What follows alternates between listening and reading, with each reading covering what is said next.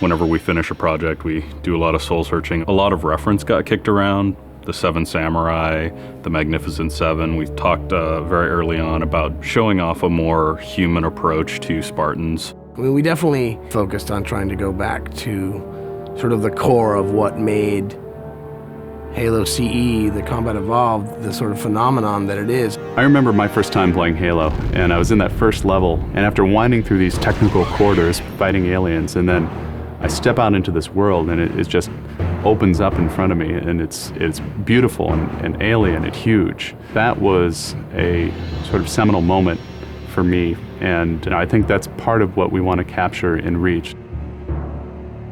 Something that was core to the game at the beginning was that sense of wonder and exploration. We started with a series of events. We basically set out like, okay, from this date on Reach to this date, we built a military campaign. We all had a desire to really flesh out the backstory of what happened prior to Master Chief and Cortana even entering the picture. We knew there were other Spartans, and it just seemed like such a rich area to tell a character-driven story with new characters. We wanted this team to feel like a Delta Force type team that are usually a smaller number. Why are we not seeing explosives residue? This particular team, Noble Team, they've survived by staying together. You're Noble 6, you're a replacement for a Spartan that's died. You're experiencing this story, boots in the mud. We looked at the story of Reach, and it was obviously a more intimate, character-driven story.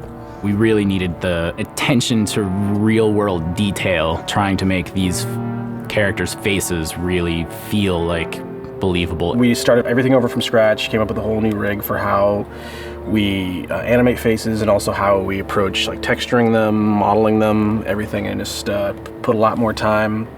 Difference about a couple million polygons. We absolutely want Reach to tell a human story, and that's going to require us to invest significantly into higher fidelity models, much more open environments, larger numbers of AI than ever before in a Halo game. To pull off the vision for what we had for this game, we ended up gutting almost every part of the engine, retooling things to make it run faster, to make it run better, and look better. We had to throw out all of our technical systems. We had to then throw out the content that went with it because that content didn't represent the new bar we were going for. Copy that, on our way. Don't need command to tell me. Been on hers half my life. Let's shoot it. We've got a great team of guys, and they could take motion capture and they could make the poses way more dynamic, way more expressive. Those changes bring out the life, they bring out the style of our characters. We had probably 4 times the amount of polygons to play with this time around, which gave us a lot more freedom and creativity in what we wanted to achieve. When you look at total engineers that are actually putting code that are actually affecting this game, I mean, it's massive, 30 plus guys. It's crazy. When you shoot a rock face, you'll see sparks, rock chips, dust. In Halo 3, we had a maximum of 100 colliding particles. In Halo Reach, we have thousands. We've got much more customizable Spartans than we've ever had in the past.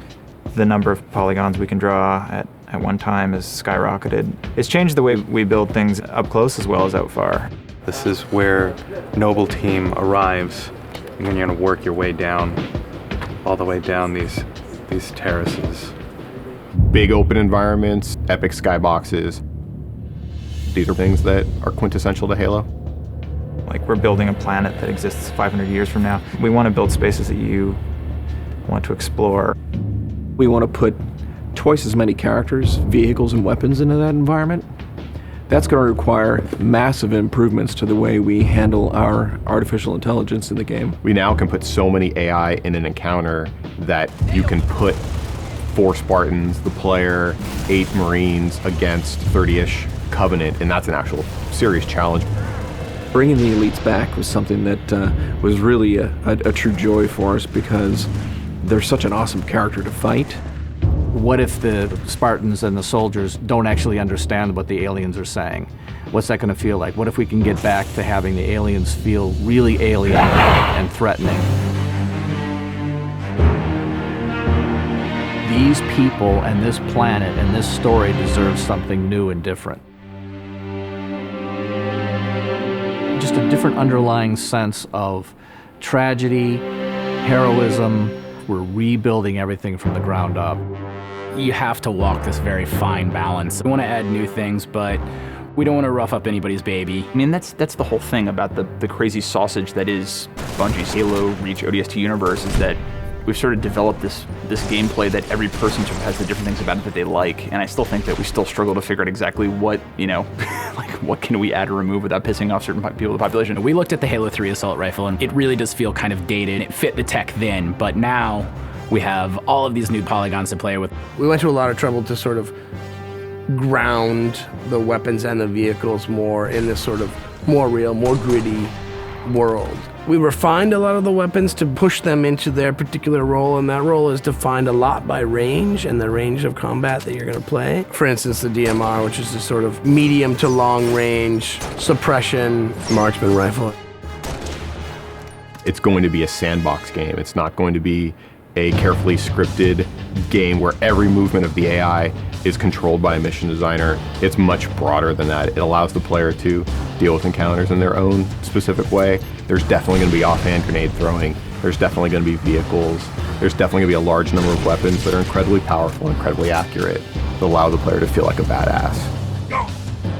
Now, if you melee him in the back of the head like you really mean it, you're holding down on the button, and you will launch into this more elaborate animation sequence. It's going to be a very different campaign experience for people overall. We're doing stuff in the campaign that people absolutely won't expect from a Halo game. Bigger battles. Brand new cast of characters. An incredibly ambitious game. Every neuron in my head is firing with just reach, reach, reach. We knew from the beginning what the end was going to be. This is the definitive Halo made by the people who created Halo.